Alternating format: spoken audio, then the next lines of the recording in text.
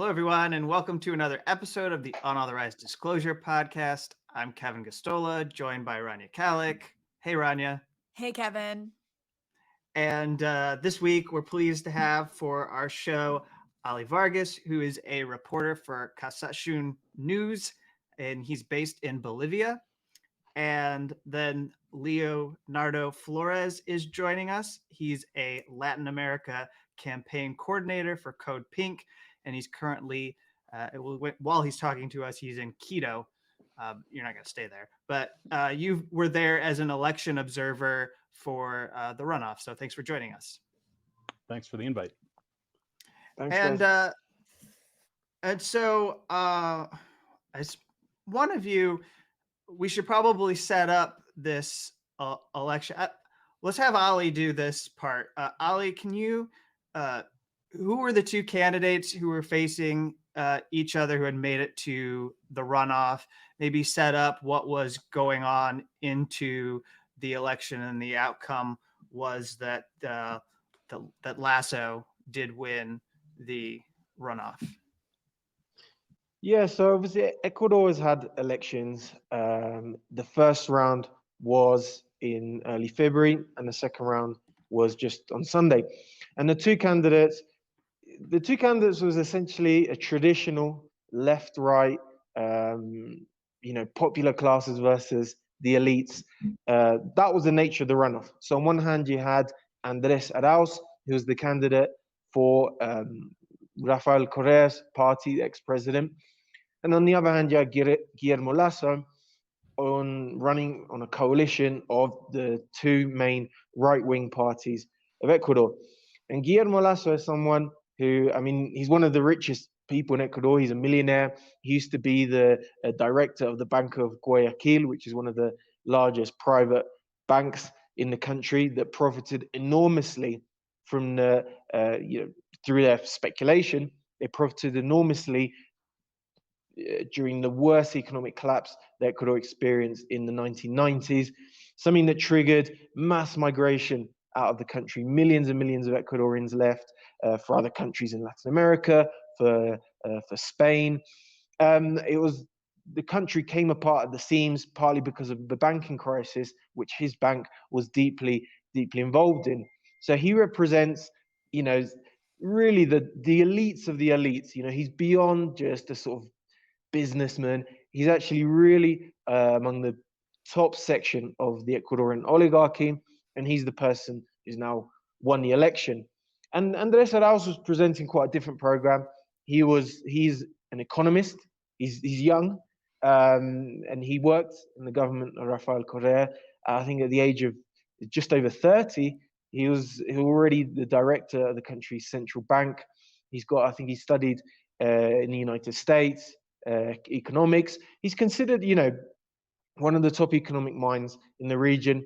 And it was, on a personal level, I think it's a shame. Having lived in Ecuador myself, I saw firsthand how the country collapsed over the past 4 years, particularly in terms of the economy. Ecuador's taken out 3 separate IMF loans, multi-million IMF loans.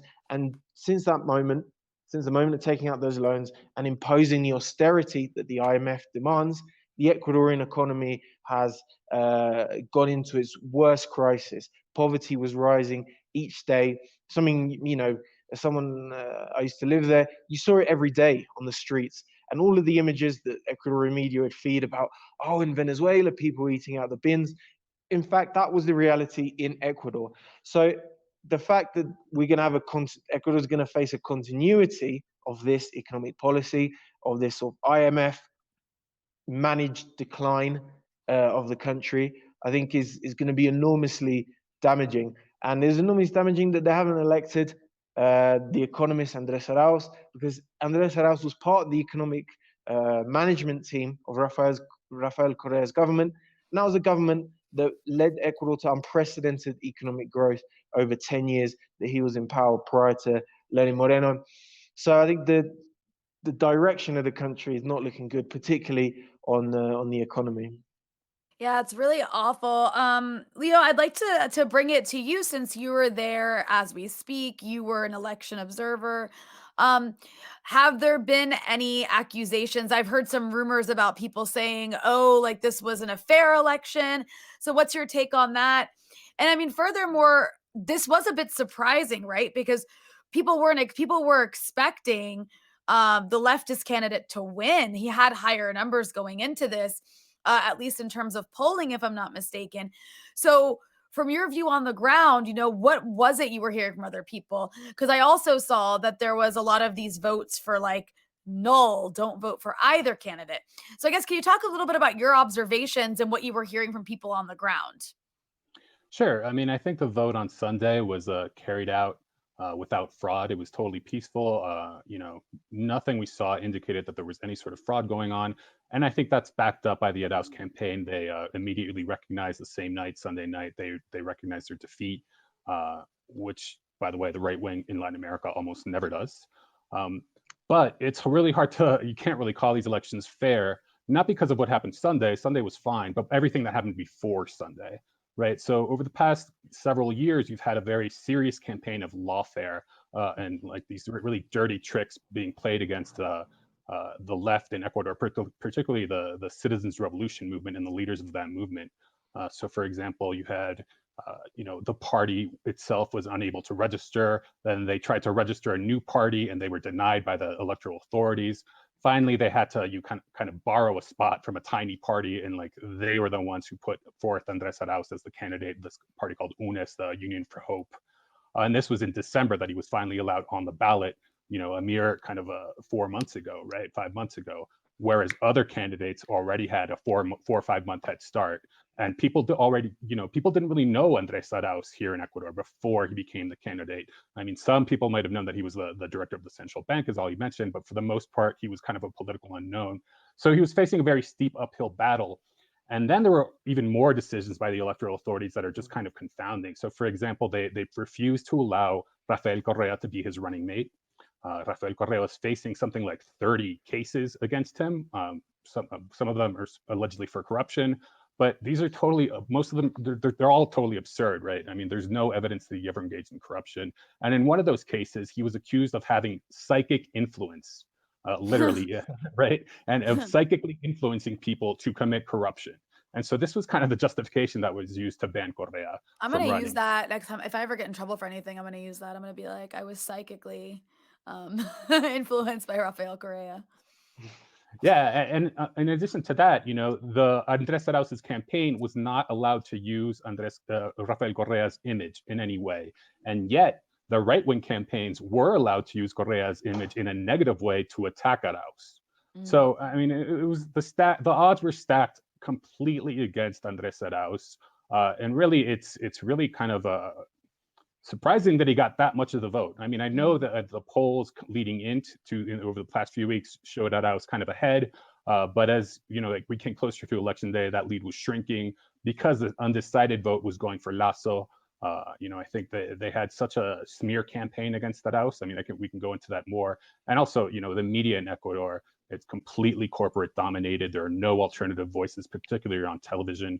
You might have some community radio stations. There is Telesur here, but it's only viewed in certain areas.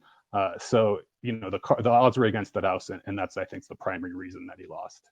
We'll stick with you, and then Ali can add whatever you'd like. But I know that there was it was described as a dubious poll from Cedatos that was going around. Leonardo, can you get into what this firm is and what the poll was and what kind of effect it was having on anything we might refer to as election integrity? Right. So Cedatos is a polling firm that's actually tied to the right wing deep. And in 2017, they got the result completely flipped. They called the race for Lasso, who was the candidate then against Lenin Moreno. And within a couple of days after that, the CNE made it clear that Moreno had actually won. But that did a lot of damage to the reputation of the electoral authorities here in Ecuador, and people lost a lot of confidence. And on Sunday, when we were observing various polling centers, after people would vote, we would talk to some of them and we would say, well, how do you feel about these elections? Do you think there's going to be fraud? And we were in heavily Lasso areas. And to a T, everyone I talked to said that they thought there was going to be fraud. They thought they were going to have the election stolen from them because people don't trust this system anymore, despite the fact that, the actual vote count was fine. And then Cedatos published this poll late Sunday afternoon, right after the polls were closing, showing Lasso up by 5 points, and nobody believed it. Those of us who follow elections closely in Ecuador, we didn't believe it because of this history that Cedatos has of getting the polls completely wrong. But it turns out that they were actually right in terms of their exit polling. I'm curious what you guys have to say. I'm sorry. I'm just going to keep going with this since you've got it on me, Kevin. I'm curious what you guys have to say about I don't know that much about the internal nuances of Ecuador, but there did seem to be this campaign of, I'm not sure who it was coming from because I don't know the specific parties there, but to not vote for anybody. I saw people posting about this. I'm not sure if you guys have anything to say about that, but of course we know if you're not gonna, this may have helped Lasso win because there was this segment of people who decided not to vote for anybody because their parties told them not to. So I'm curious if you guys have anything to add about that or where that, message was coming from. Yeah, that message came from the candidate who came third, called Yaku Perez. And he was the leader of an indigenous party called Pachacutic. But in Ecuador is a very different situation, for example, to Bolivia. In Bolivia, the indigenous movement is very organized and very united, and it's affiliated formally to a left-wing party, which is the MAS. But in Ecuador, the indigenous movement is much more divided along quite serious ideological lines. And there is a right-wing faction of that movement around the former candidate, Yaku Perez, and who are more opposed to the left than they are to the neoliberal right. And in the 2016 elections, the previous presidential elections to this, Yaku Perez actually backed the candidacy of Guillermo Lasso against Lenin Moreno, who was then Rafael Correa's candidate. He said that, I'd rather have a banker than a dictator. They have this sort of discourse that Rafael Correa was like an authoritarian leftist, blah, blah, blah. And they said, we'd rather have a banker than someone like that. That's the position of the right-wing faction within the indigenous movement. But there is also a left-wing faction. I would say that a left-wing faction may even be the majority, or at least 50%, especially based around the leaders of the grassroots of the social movement, which is CONAI, which is the largest indigenous sort of grassroots organization. And the president of that organization endorsed the candidacy of Andrés Arauz. And it's that organization that, for example, led the anti-IMF uprising that there was in October 2019. So there is this split, there's this tension within the indigenous movement. And there's obviously huge, very clear interest in backing this right-wing faction. And there was an article in the New York Times that was published on the day of the election talking about how it's such a positive development to have this section of the indigenous movement that doesn't talk about traditional things such as class or imperialism, but is more focused on issues of identity. And maybe this represents a future for social movements in Latin America. So that there's very clear interest behind this. But the movement is split. No one can deny that. There is a left and a right faction within the indigenous movement, and it's that right-wing faction that drove the null vote, which benefited Guillermo Lasso, the right-wing candidate. Yeah, and I mean, I would also add, in the first round of the elections, there were 1.3 million either invalid or blank votes out of 13 million total voters. In the second round, that grew about 50% to 1.9 million. The difference between Arauz and Lasso was 400,000 votes. So it's very clear that this call for a null vote had a big impact on the elections as one of the determining factors. But also the fact that there were already 1.3 million blank or null votes in the first round, it shows how little confidence the Ecuadorian people have in this system. And that's really due to the fact, I mean, we should really mention it, is that in 2017, Lenin Moreno was elected. He was supposed to be the candidate of Correísmo, the movement behind Rafael Correa, but immediately he kind of pulls a bait and switch. And what's happened in Ecuador over the past 4 years is almost like a silent coup, because Moreno comes in and he discards his own platform and he adopts Guillermo Lasso's platform. And his allies in Congress become Guillermo Lasso's party and the other allied right-wing parties. And he begins this kind of total destruction of the institutions that were built up during the Correa administration. I mean, before Correa in Ecuador, you had 7 presidents in 10 years. It was a country that was wildly unstable politically and economically. Correa brought economic growth, as Ollie mentioned, and also political stability. That was totally undone by Moreno. Lasso was really interpreted as being kind of the man behind the scenes, pulling the strings of Moreno. The next 4 years are really going to be more of the same here in Ecuador because Lasso's already been in power for 4 years. But unfortunately, this was not really kind of talked about too much by the Arauz campaign, or really that they just didn't have access to the media to explain to people what was actually going on. So people really identified somehow Moreno, who became this total traitor and is really hated by the left here. They identified him with Andrés Arauz, and they're not, instead of identifying Moreno with Lasso. So people there was kind of what's known as a punishment vote, and that's kind of people who didn't necessarily heed the call from Pachakutik, but were just angry because they don't know who to trust. Because again, Arauz was put forward by the same people who put Moreno forward, and Moreno was such a disaster for this country. All right, so I want to ask Ollie about this tweet, this congratulations that this official at the International Monetary Fund, or the IMF, apparently she was congratulating Lasso on his victory in the election. And as you point out, Ollie, Bolivia kicked them out because the country didn't want to suffer under the same economic collapse. Much of what Leonardo was talking about there as he was describing the impact of Moreno so far.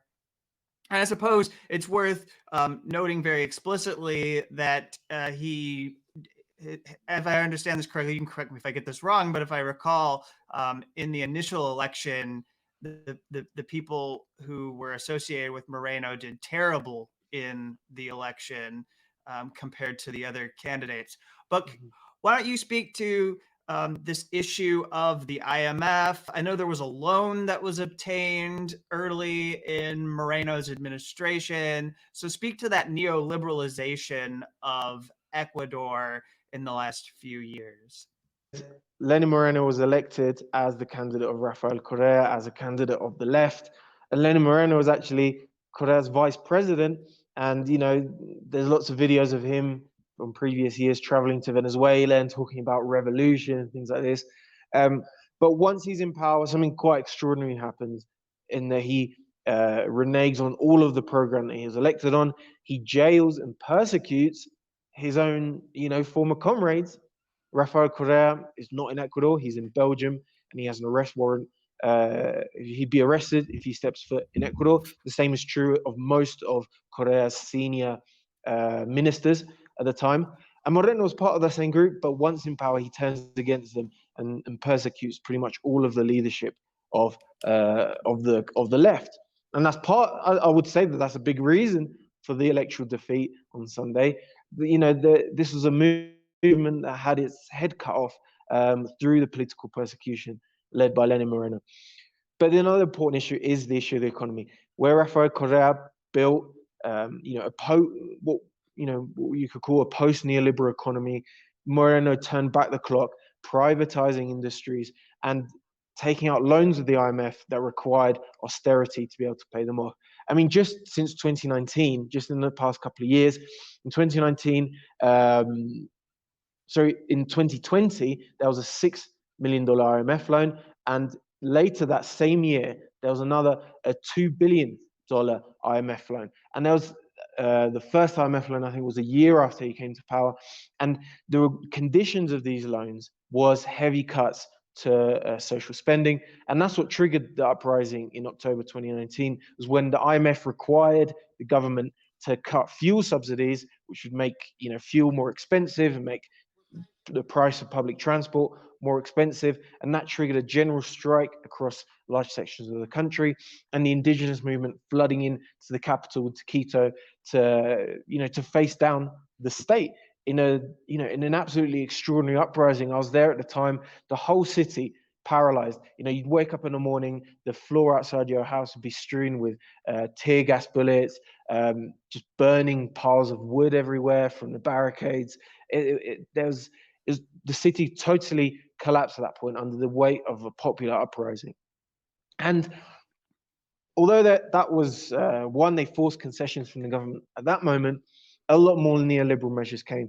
So during, using the excuse of the pandemic, they introduced a number of neoliberal laws rolling back workers' rights. So one of them was called the so-called humanitarian law, which made it easier for employers to fire workers without any kind of severance pay.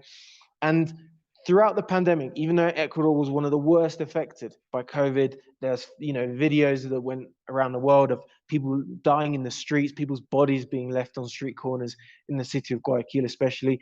Even at the height of that emergency, when there were calls to suspend the interest payments to the IMF, the government said, no, that's the only thing we're going to maintain. Everything else can be cut, including cuts to the health service. Under Lenin Moreno, 6,000 healthcare workers were fired, in the run up to the pandemic, leaving, the health system already collapsed before the pandemic even hit.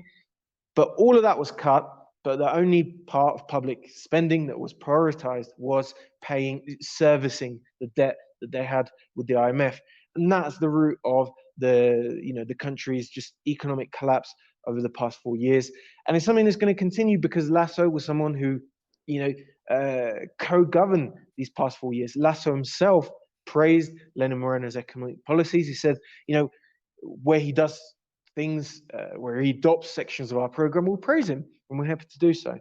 So what we're going to see is a continuity of that. I don't think we're going to see a radically more right-wing government. We're going to see a continuity of what there has already been, because this government, the government that Ecuador has had the past 4 years, has been, one of the most radical neoliberal governments in the region. And I think this is just a fascinating story, the way in which you can have someone of confidence, a leader on the left, suddenly turn as if they had been an infiltrator from the very start. I think it doesn't happen every day, and I think is an incredibly interesting case study about how left movements can organize, how threats of infiltration in left-wing, in successful mass left-wing movements is something to study, I think. So I'm curious, I don't think there's an easy answer to this, but when you look across Latin America and the pink tide, if you will, there's been certain countries where the left has managed to resist these kinds of imperialist machinations much more successfully, or longer, over a longer period of time. Whether we're talking about, Venezuela or Bolivia, right, which was able to push back against a fascist coup that ravaged the country for a year. And then you look at places like Ecuador and Brazil, where these kinds of like lawfare style attacks, as Leo was describing, mixed in with, other factors as well, have managed to, I don't know if it's too strong a word to say destroy the left, but dramatically weaken the left. So I'm curious, and I know this is a really big question that's hard to answer in a short amount of time, but what are the nuances and differences? Like, I guess as leftists watching this, like what's happening in one country versus the other, that one is able to be a bit more resilient against these same sort of attacks? Yeah, I think that's a really good question. And I'll focus on Ecuador, because to me, I think there's a very clear difference between what's going on in Venezuela, what's going on in Bolivia and Ecuador. And the difference is really the strength of social movements and how tied social movements are to the state when the left is in power and to political parties. Here in Ecuador, I think there was a kind of a disconnect. Even during the Correa years, I mean, the Correa years were amazing in terms of economic growth, in terms of building new hospitals and schools and roads, and really kind of improving the quality of life of everyday people and offering, working class folks material benefits. But there wasn't enough of an effort to build those ties between, say, the party and social movements. In fact, Ali mentioned that CONAI, which is the Confederation of Indigenous Nations of Ecuador, it's the biggest social movement in the country, and yet it's at odds with the biggest left-wing party in the country. I mean, and so that, it's a big hit for Ecuador for the left to not be able to kind of bridge that gap and to not be able to, and I don't want to blame one side or the other, because I think there were mistakes made from all sides in this, but clearly the people who are going to suffer are ordinary people, and the only way forward for the left in Ecuador, in my opinion, is if you have this Correísta tendency come together with the CONAI movement and try to kind of build something together. They've been at odds for so many years but the fact that we have now this super right-wing neoliberal government here should really raise alarms in Ecuador and push people to build those ties. Yeah, I'd add that the way that the Correísta left in Ecuador is organized compared to how the Bolivian left is organized is worlds apart. And I think there's a lot to criticize about how the left is organized in Ecuador. Because in Bolivia, the movement towards socialism, which is the party in power, is not a party along the traditional lines. It's not something you join as an individual. It's a coalition of social movements. The social movements created the party in the first place. And to be part of the party, you have to first be part of a certain union or indigenous group, and through that affiliation, you participate in the political life of the political wing of the social movements. That's an organic link.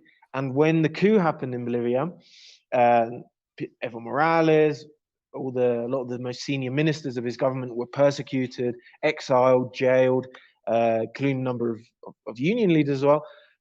That didn't destroy the left, because the left was something that existed at an organic level in every workplace, community, particularly in the rural areas. It was a movement that spanned the entire country, across all the regions, across all the cultures. So it was able to rebuild and rebound. Is very, very different to the situation in Ecuador. Ecuador, when Rafael Correa was in power, their party was called Alianza País, and it was a traditional party in terms of it's something that you signed up to as an individual. It was a coming together of individuals committed to a certain idea. And the weakness of that is that once those leaders were persecuted, especially Rafael Correa himself, once they're out of the country, the movement had lost its head. The movement, didn't have that solid or an organic organization that the MAS had in Bolivia. So I think that has a lot of lessons for the left, Latin America, and beyond that as well, is that the left, when you're trying to fight against the stream, when you're trying to fight against immensely powerful forces, you're not going to do it just through creating a party of committed individuals. You need to have an electoral struggle that goes alongside a social struggle. An electoral struggle by itself is the left is never going to be able to match the right in that arena. And at the end of the day, we have to be honest that 4 years under Lenin Moreno, how much resistance was there on the ground? There was the October uprising, but they weren't able to bring down the government in the way that social movements were in Bolivia. In terms of the media that is controlled by the oligarchs in Ecuador, I know Ali already mentioned the example of, this isn't in Ecuador, but outside. The New York Times actually had an article that was inserting itself into the election. And I note that other media afterwards were really quick and eager to declare a victory for Lasso, even though the polling looked narrow. I mean, being an American and knowing that we just went through a presidential election where it was something like 51.5% to 52% of the vote that Joe Biden won to beat Trump. And then also the fact that it was actually reversed for a long time, that Trump had an edge until they counted all the mail-in ballots. I was actually sensitive to the fact that people were outside of Ecuador declaring victory for Lasso before we were absolutely certain that all the votes had been counted. But the Wall Street Journal, of course, splashed it on their pages that Lasso had won, and they were excited to see that a banker had won in Ecuador. And you talk about the climate leading up to this runoff. Any examples that you want to share about how the election was poisoned, particularly in a way that made it such an uphill battle for Arauz? Yeah, Ecuador media is some of the worst. I mean, every Latin American country has an incredibly the structure of the media is structured purely around the oligarchy of each country, and Ecuador is a particularly extreme example. All of the media is bitterly right wing, and the only channel that is not is Telesur, and that has even been censored at various points. I remember during the October uprising in 2019, when I was there and I was working for Telesur, it was taken off air. It was censored during the course of the whole uprising. You know, it's something that has made me and my colleagues feel quite worried to be working at something that the state is intervening in. We didn't know were they going to take the officers next. That was the climate at the time. But in the campaign itself, there was all manner of absurd stories concocted that have since been sort of thrown aside. So the most important one was an accusation that a Colombian guerrilla group, an armed Colombian group called the ELN, was financing the campaign of Andrés Arauz. And actually the prosecutor's office of Colombia got involved in this, came to Ecuador to present evidence in what was a clear case of direct foreign interference in the elections. There was no evidence of this funding in the evidence that had been collected. But the media ran with this story as if it was a fact. It didn't, talk about this as allegations or as claims. It talked about it as there is a link. Andrés Arauz is being funded by narco paramilitaries. That's just the official line. And that's something, of course, that filters through to people. When you hear it on every single channel and every single print media outlet, it's something that filters through. And now what's happened to that case is being forgotten about, of course. It's just going to be archived because it's job done. They don't need to investigate any further because the whole point of the investigation was to discredit Andrés Arauz, and now that's done, so it will disappear. And there's similar claims are made at the start against Rafael Correa, saying that he was receiving funding from the FARC, which is another armed group in Colombia. That claim was made about 3 years ago. And what's happened with that case? Forgotten about as well. Because all of these, there's a link between the media and, the legal system, the justice system, to create these sort of media shows around fake trials, which, no one even follows through on them once the job has been done of smearing a certain candidate. Yeah, and I would just add, actually on Saturday morning, I think it was a Colombian magazine called Semana republished those allegations against Correa, and now they said that, oh no, it's actually the ELN funding Correa to remind people of this whole scandal, this quote scandal about Arauz and the ELN, which was kind of immediately debunked by an ornithologist of all people. And that's a huge kind of challenge for the left throughout Latin America, is how do you deal with this kind of stacked game against you in terms of the corporate media, which is hammering you day and night, hammering the people and kind of making it seem like things are totally different from the reality. So, I talked to voters here who said, well, I'm going to vote for Lasso because Arauz is just going to be exactly like Moreno, which is totally backwards, right? And so they really thought they were voting for this kind of transformational change with Lasso when it's the opposite. And so I think the outstanding challenge for the left is really to kind of build community media. I mean, what Ollie's doing in Bolivia is really, I think, amazing because it had an international impact. I mean, Kawsachun News was my first go-to website and Twitter feed for news about Bolivia, because where else am I going to go, right? If I don't know the particularities of Bolivia. And there's something similar going on here in Ecuador with a site group of people called Ecuador on Q, which is often great news and analysis in English. And I think we have to do more of that. And of course, we have to do, build community radio and focus on that, and social media, of course.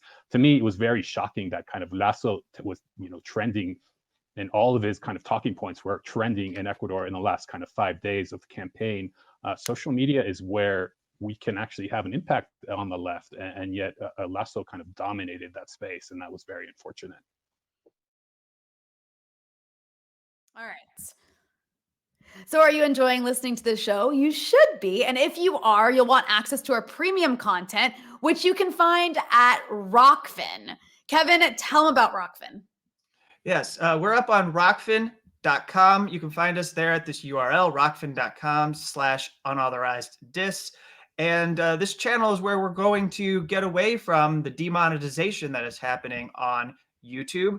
We think it's going to allow us to grow our show and bring in new subscribers like you, people who are coming to this show for the first time, or maybe you haven't become subscribers yet and you were looking for an opportunity. And here, if you come and subscribe to our show at Rockfin, you won't just get access to us, you'll get access to other people who are making shows in the same space politically as us. People like Lee Camp, Graham Elwood, Jackson Hinkle, Richard Medhurst, Ron Placone, as well as Jimmy Dore. And some of these people have been guests on Unauthorized Disclosure. So join us on Rockfin, subscribe, get access to our premium content, and you can hear all those other cool people too.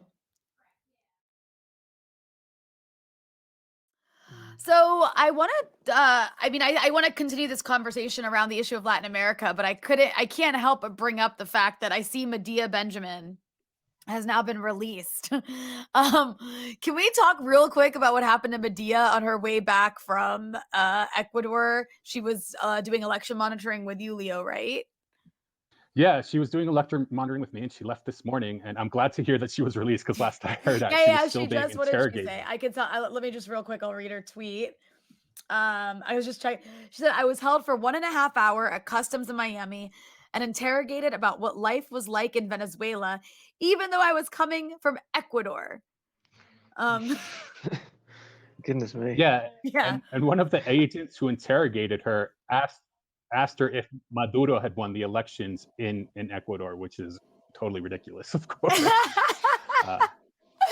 Jesus Christ. So she was, she was there. I just wanted to note before, we forget about it, that she was there as an election monitor with you, and she was pulled out or detained and for secondary questioning at the airport in Miami. And then it looks like they were asking her very stupid political lines of questions. If they think that she should have said that Juan Guaido won in Ecuador. There it is. There's her tweet. Detained by Biden's border security forces. Anyways, I thought that would add a little. It's not funny, but it's also funny because they're very stupid that they asked it. Yeah, actually, something very similar happened to a friend of mine. Oh yeah. A couple of years ago, when he was when we were working in Ecuador, and he traveled to the US just for family reasons, and he was picked out of the queue and brought into a room and asked if he'd ever heard Venezuelan accents at protests in Ecuador. And when he says, I don't know what you're talking about, they eventually let him go. But he was the only person picked out of that queue, and just ask that question. That's a really dumb question too, because also like the suggestion, of course, is like left-wing Venezuelans, not the right-wing ones. But as we're talking about the region, I do think it's noteworthy that all this is happening as you see this kind of like crisis reemerge at the US-Mexico border, or at least it's being called a crisis, where all of these people, particularly children, are making their way across the border to try and seek asylum. And I noticed something interesting that doesn't ever get talked about in U.S. media, is that if you look where the majority of these people are coming from, they're coming from Honduras, El Salvador, Guatemala, and I think a lot of them are coming from Haiti as well. And I think about the fact that these are all countries that have something very similar in common, which is they have these right-wing neoliberal governments that are propped up by the US. And so I guess, like, is that the future for Ecuador? I mean, it's kind of what's already happening in Ecuador, except, people in Ecuador don't make up a large number of asylum seekers coming to the US right now. But it's ironic that, the countries that are demonized the most by the Americans are, not the ones that people are fleeing the most. At least not in terms of making it to the US-Mexico border. So I'm just curious your thoughts on that as people that spend a lot of time in the region. Yeah, I mean, I Well, think for sure. something has Go already ahead. happened. It's something that's already happened in Ecuador within most people's living memories, and that was the collapse of the economy in the 90s, the banking crisis, and that triggered, I think, well over 2 million people in a country of Wow. like 13 million people. So it's like nearly 10% of the country left the country during that period, most of which, a lot of them went to Spain. And Spain has historically had a quite liberal immigration law in regard to Latin America, kind of like a Commonwealth thing, in which most Latin Americans had pretty much free entry for a very long period of time into Spain. But the scale of the migration from Ecuador into Spain, it was just unmanageable for the Spanish government. And then that's when the rules in Spain changed, and now Latin Americans are pretty much subject to the same immigration rules that everyone else would be if who's trying to go to Spain. So yeah, this is something. It's something that's already happened, and it's something that absolutely I think will, if the current economic trends continue. Yeah, I think Ollie's totally right. And when we also talk about migration in Latin America, we kind of have to bring up Venezuela. And of course, the issue of the sanctions and the whole hybrid war against Venezuela is never talked about in the mainstream media when they talk about the migration out of Venezuela. It's all the fault of Maduro. And yet what we see is really US policy is what drives migration, whether it's in Venezuela, whether it's supporting the coup in Honduras from 2009, whether, supporting all these neoliberal policies. And Biden's answer to this, at least in Central America, is what's known as the Plan for Prosperity, where he's going to pump billions of dollars into these governments to help them, with their security forces, to help them deregulate their economies. So it's like the Washington Consensus from the 90s, where you have this like crazy neoliberalism and austerity and deregulation and workers' rights being threatened and even the minimum wage going down, plus this kind of militarization also going on. So people are going to flee because A, there are no jobs, and B, because they're scared of the police and they're scared of what will happen if they try to organize. I mean, we see so many murders of activists all through Central America and Latin America, and these are directly tied to U.S. foreign policy. I'll throw out a couple issues that I want to address here as we're winding down the show, and both of you can take a swing at it. So the first thing is, I understand that the legislature is not going to be controlled by Lasso, and that there's potential for opposition there. I don't know what you would have to say about how a coalition might be able to stymie or slow down some of the neoliberalization agenda of Lasso, and that is obviously backed by the United States. And then the other thing that I put out there for either of you to address is if you have anything to say about the personnel that has been brought on board for the Biden administration that is making policy for Ecuador and other parts of Latin America, and any kind of red flags that some of these people might have set off for you in following what happens in these countries. We'll start with Leonardo. Yeah, so in the National Assembly, the plurality is held by the UNES party, Andrés Arauz's party. I think they have around 48 seats and maybe a couple seats off. The next biggest party is Pachakutik, and then there's also a party called the Democratic Left. Before these elections, they were actually all in discussions about kind of forming an alliance should Andrés win. And actually, I talked to an insider in the Arauz campaign who told me that in reality, between Pachakutik and UNES, there's kind of an 80% overlap in terms of their agendas. I know Ollie mentioned it earlier, but Pachakutik is this kind of weird party because there's a very clear kind of break between the leadership, which is Yacu Perez, who's kind of right wing but talks about eco-socialism and women's rights. It's kind of, he's very much like this fake progressive who's actually a right winger. But the rest of the party, or at least certain elements within it, are very clearly left wing. They just have issues with the Arauz party.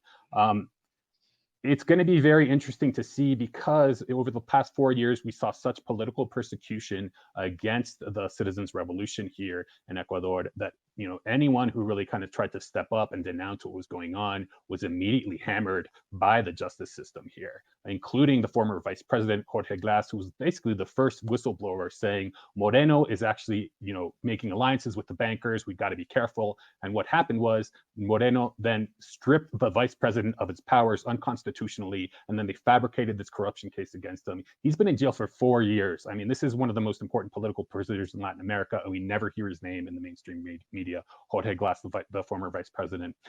And so what I fear is that if Pachacutic attempts to make an alliance with UNES to kind of have a united front against Lasso's neoliberalism, we're going to see Pachacutic being persecuted. We're going to see, and it's going to be persecution within their own party. I think Yacu Perez is going to try to expel anyone who doesn't toe the line. They already expelled Jaime Vargas, the leader of CONAE, from Pachacutic. I mean, these are two related organizations, and they expelled him because Vargas endorsed Arauz about a week before the election. Yeah, I mean, there's going to have to be a reconfiguration on the left. That's clear, because the current model did fail to deliver. Especially, they're going to have to go into this next 4 years without their leader, Rafael Correa. I do think leaders are important, and the absence of Rafael Correa as a historic leader of the movement is something that really weakened the whole left, and is a big factor in their defeat. I mean, he was leading the campaign from his flat in Belgium, doing interviews off his phone. These are not conditions in which the left can win, especially when your movement is based around, it doesn't have the organic links that, for example, the movement towards socialism does in Bolivia. So the left in Ecuador is going to have to reevaluate its organizational model and reinvigorate its connections and links to the social movements. And it's when the movement towards socialism was created in Bolivia, it's created with the sole purpose, as Evo Morales has explained numerous times, of uniting the social struggle with the electoral struggle. Without those two things coming together, your movement is lost. And that's, Ecuador has to be able to, the Ecuadorian left has to be able to marry those two things together, and not just focus on the electoral work. And just briefly on the second question, thank you. We have Mauricio Claver Cabón, who was the architect of the hardline policies of the Trump administration against Cuba, Nicaragua, and Venezuela. He's now the head of the Inter-American Development Bank. This occurred before the Biden administration came in.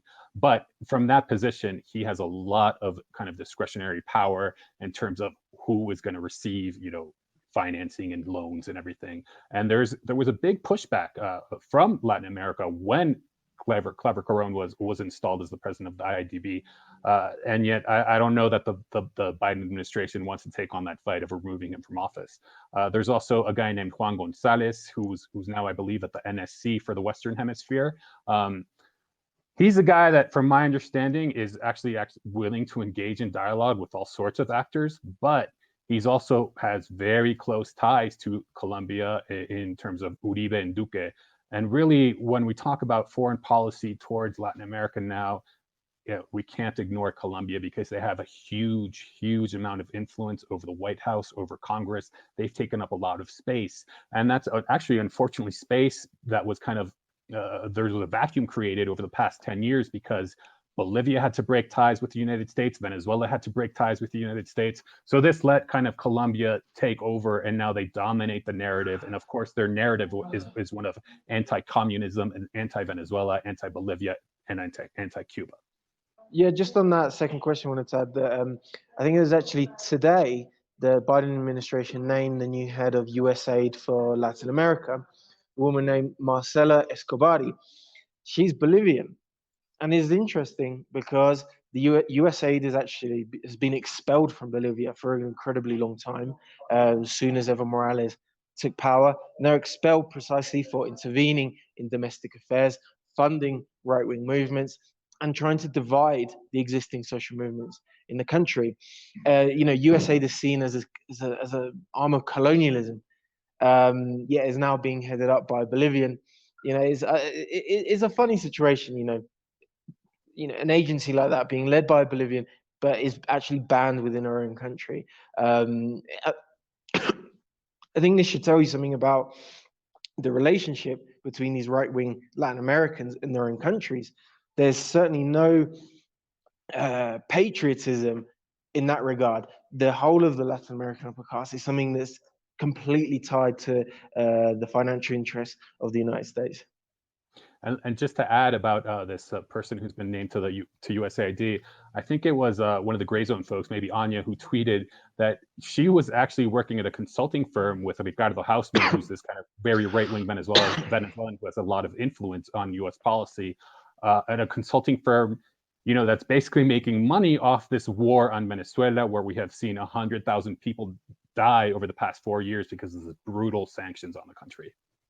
No, we have these kinds of people in the Middle East too, where it's these upper class right-wing types who align with the West and literally call for the destruction of their own countries. There's a special place in hell for those kinds of people.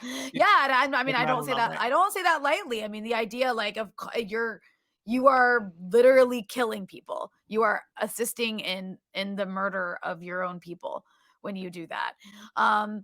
And I know, I just that's infuriating, but I wouldn't expect anybody else, any other kind of person, to be heading up USAID. I guess it would be a bit odd if they if they picked somebody from the Maas movement or something. It'd be a bit strange. Really shake things up. On that note, this has been an excellent conversation. And I mean, it's one thing I really do appreciate is all the nuances here. Kevin, is there anything else that you wanted to? Why don't we let both Ollie and Leonardo plug whatever they'd like, tell people where they can find and support them.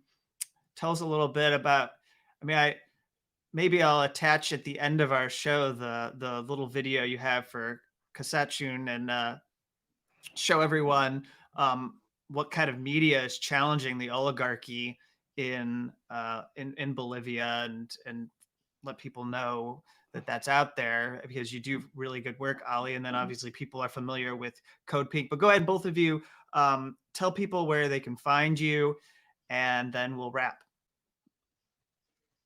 Sure. So CODEPINK, it's codepink.org. My Twitter is at LeonardoEFA. And at CODEPINK right now, we're focusing a lot on calling for the resignation or the sacking of OAS Secretary General Luis Almagro. We're also doing a lot of work on Haiti and around sanctions. So please support our work. Yeah, we've just launched actually a website for Kawsachun News. And in the past year, we didn't have a moment to sit down, and we were just on social media. But now we've managed to actually launch a website. We're going to be covering Latin America as a whole. The most important stories that I think a Western audience, English-speaking audience, needs to hear. So not just Bolivia, also discussing Ecuador. We're going to be discussing the elections in Peru, the sanctions on Venezuela, Cuba, because I think all of what happens in one Latin American country, the challenges faced by one Latin American country are the same faced by every Latin American country, and the interest of building popular development and reducing inequality in a region is something that's common to every Latin American country. So I think we have to, when we talk about the region, we have to talk about it as a whole, and that's what we're going to try and do with Kawsachun News. So yeah, definitely check us out, kawsachunnews.com. Well, do you have anything else, Rania? If not, I'll go ahead and sign off and let people know where they can support our show. Yeah, I think that was an excellent conversation. And go ahead, Kevin. Everyone, if you'd like to support our show, we're at Rockfin, and there's the URL at the bottom for people who are listening. It's rockfin.com/unauthorized-dis. And we also still have a Patreon page up where you can support Unauthorized Disclosure. So with that, I'll bring back all the lovely faces who have been talking to you today. and we'll say goodbye. Thank you, everyone, and we'll be back next week with another episode. Thanks so much.